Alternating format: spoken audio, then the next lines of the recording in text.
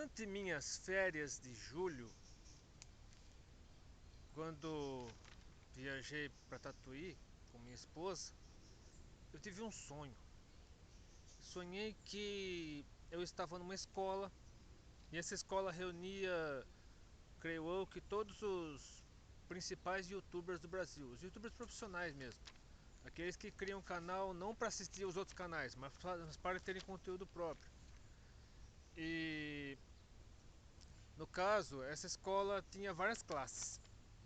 Numa dessas classes, uma classe bem grande, com as cadeiras dispostas em círculo, era a classe dos youtubers celebridades, daqueles youtubers com milhões de inscritos. E só que essas cadeiras estavam todas vazias. E havia um professor, a única pessoa que estava nessa sala era um professor que andava para lá e para cá com as mãos para trás ou no bolso, não lembro exatamente. E assim que eu entrei nessa sala, o cara já me barrou assim, ó, você não é bem-vindo aqui. Fulano de tal não quer você aqui. Daí eu saí e fui para uma sala, outra sala enorme, gigante, só que com as carteiras dispostas da maneira tradicional, em forma com aquelas escolas tradicionais de as cadeiras dispostas assim em fileiras e colunas. Acho que tinha mais de 100 pessoas na sala. E tinha uma única cadeira que estava vaga, né? E aí do lado da porta, inclusive, na frente do lado da porta. Um dos youtubers que estavam na sala, parecia que o pessoal estava fazendo uma prova, uma espécie de prova, alguma coisa assim, estava tendo aula, não sei. Aí desses youtubers falou assim: guardei lugar para você. Eu não lembro se eu falei alguma coisa, sei que aparentemente não dei muita atenção pro rapaz. E saí para ver as outras salas e vi vários tipos de salas, algumas ficavam assim tipo uma delas inclusive era meio que ao ar livre, como se fosse um vão assim, com várias pedras, e no alto da pedra mais alta estava aquela que parecia ser a professora da sala, enfim, como se fosse um grupo de ermitões assim, de pessoas que faziam parte de alguma seita.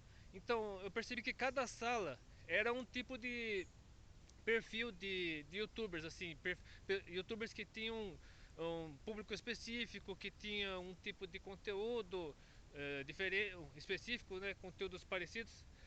E tinha youtubers que não se reuniam em sala nenhuma, eles ficavam perambulando pelos corredores, perambulando, como se as aulas fossem assim, como se fosse uma conversa, assim, passeando pelo ambiente, enfim. Uh, Isso ocorreu quando eu já tinha a intenção, Deus já tinha colocado no meu coração o desejo de gravar um vídeo sobre o fato do cristão fiel, cristão verdadeiro, aquele que segue realmente a Jesus Cristo, ser o cidadão no céu. Ou seja, se a maioria dos cristãos tivesse a consciência de que somos peregrinos nesse mundo, estamos apenas de passagem por esse mundo, o mundo seria bem diferente. Porque muitas pessoas, inclusive no meio cristão, acumulam riquezas, acumulam poder, dinheiro, tentam construir um legado, tentam construir um nome, uma reputação, preocupam-se com sua imagem, fazem uma espécie de marketing pessoal. Outras se envolvem em uma série de negócios, muitos deles de escusos ou de qualidade duvidosa. Enfim, e muitos acabam se envolvendo com essas coisas e deixam de lado o foco em Jesus. Foco não é marido da foca, foco é alvo, objetivo de nossa missão, porque recebemos uma missão do próprio Deus por meio de Jesus Cristo, e o nosso alvo tem que ser Jesus Cristo. Nós não podemos nos desviar nem para a direita nem para a esquerda, nem para a direita nem para a esquerda. Devemos manter o foco em Jesus Cristo. Não devemos nos dividir, não devemos nos combater uns aos outros, abraçando ideologias, abraçando pensamentos que aos nossos olhos podem até parecer corretos, mas acabam entrando em conflito com a palavra de Deus, entram em conflito com o genuíno evangelho de Cristo. E é por isso que eu quero deixar essa mensagem, essa breve mensagem a respeito da necessidade de nós cristãos termos a consciência de que somos apenas administradores daquilo que Deus nos confia. Ainda que tenhamos bens, temos casa, carro e tudo mais registrado nosso nome, que temos documento comprovando que somos proprietários daquilo, mas nada disso é realmente nosso. Somos apenas mordomos, somos apenas administradores daquilo que Deus permite que tenhamos. Porque quando nós morrermos, tudo isso ou ficar para nossos descendentes ou deixar de existir.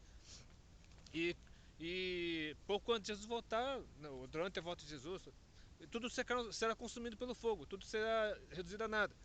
Então eu gostaria só de deixar uns textos bíblicos rapidamente para você refletir a respeito de como você tem se comportado nesse sentido. Será que você se considera um peregrino nesse mundo? Será que você entende que você está aqui só de passagem e que Deus lhe confiou uma missão de pregar o seu evangelho, de testemunhar o nome de Jesus Cristo, por meio não apenas de palavras, mas também por meio de sua vida, por meio do seu testemunho, de suas atitudes?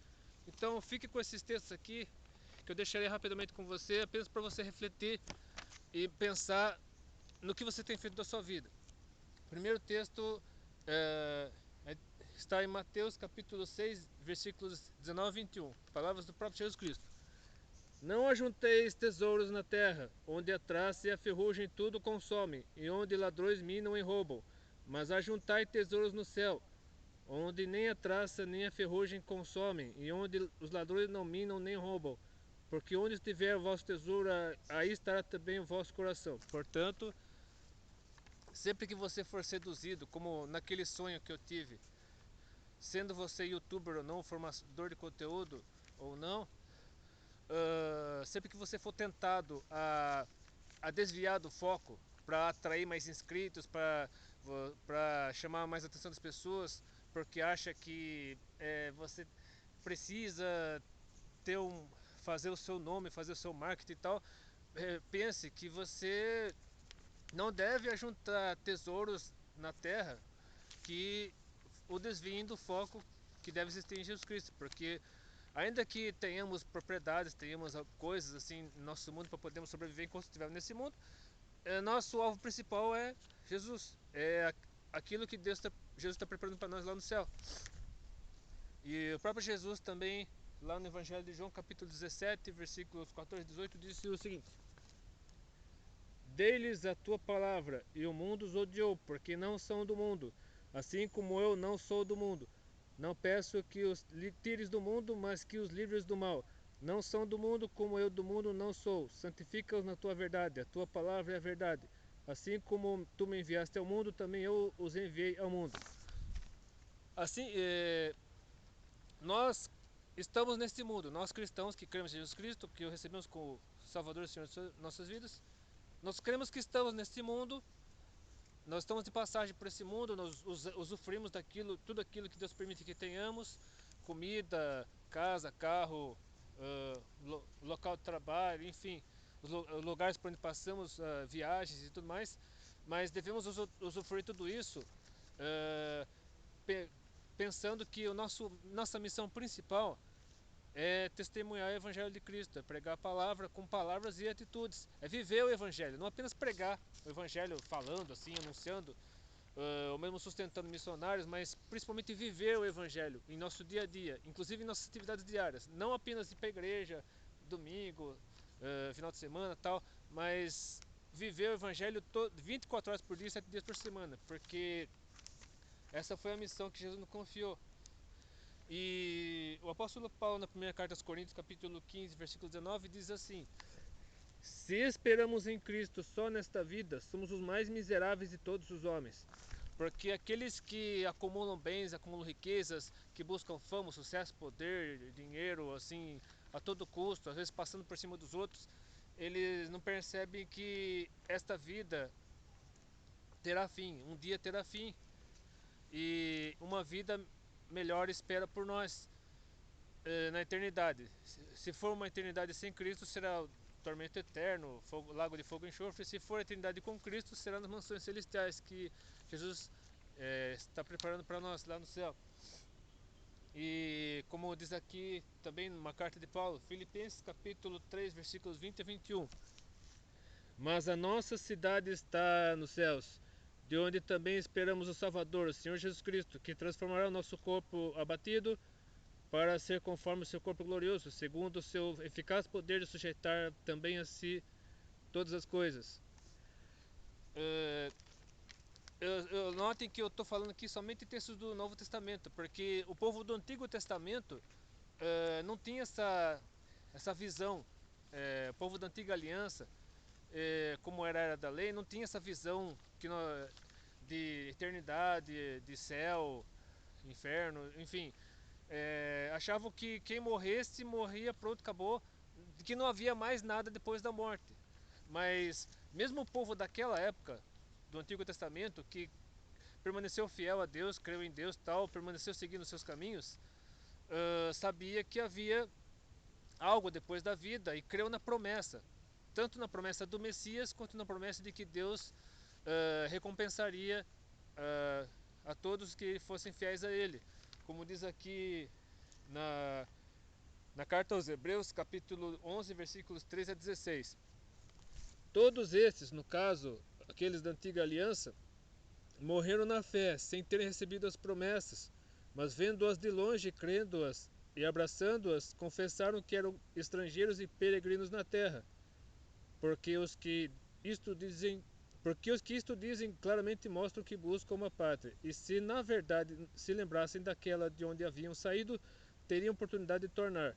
Mas agora desejam uma melhor, isto é, celestial. Por isso também Deus não se envergonha deles, de se chamar seu Deus, porque já lhes preparou uma cidade. Então, no fundo, mesmo sem saber o que esperava por eles, como Enoque já tinha subido ao céu, logo no começo do mundo, e como Moisés também foi trasladado, o corpo de Moisés foi trasladado por Miguel, logo após Moisés ter morrido lá no Monte Nebo e tal. E Elias também foi levado aos céus, foi separado de Eliseu e levado aos céus. Então o povo da antiga aliança sabia que havia algo depois. Não sabia exatamente o que, mas aqui diz que a fé deles, a fé que os movia, permitiu que eles alcançassem também tudo isso. E com certeza o lugar para eles também já está reservado lá no céu. E finalmente, terminando esse texto bíblico, terminando esse vídeo, um texto que tem muito a ver com o meu vídeo, o meu livro. Um texto que tem muito a ver com o meu livro Entre a Tribo e o Reino, um livro que eu escrevi já faz alguns anos, que fala sobre uma gótica que tem que escolher entre a tribo dela e o reino de Deus. E a primeira carta de Pedro, capítulo 2, versículos 9 e 10, com o qual eu encerro este vídeo, diz assim: Mas vós sois a geração eleita, o sacerdócio real, a nação santa, o povo adquirido, para que anuncieis as virtudes daquele que vos chamou das trevas para a sua maravilhosa luz. Vós que em outro tempo não eres povo, mas agora sois povo de Deus, que não tinhas alcançado misericórdia, mas agora alcançaste misericórdia. Então fique com essa mensagem da parte de Deus, que Deus colocou no meu coração. E se você gostou desse vídeo, curta ou compartilhe os seus favoritos, inscreva-se no meu canal. Se você é youtuber ou não, formador de conteúdo ou não, saiba que você tem uma missão nesse mundo. Deus quer que você trabalhe pelo reino dele. Quer que você receba Cristo como suficiente Salvador, caso ele não tenha recebido. Que trabalhe pelo reino dele, usando bem tudo aquilo que Deus confere a você nesse mundo. E vivendo o Evangelho de Cristo, não apenas pregando, mas também vivendo o Evangelho. Então, que Deus abençoe e até de repente, se quiser.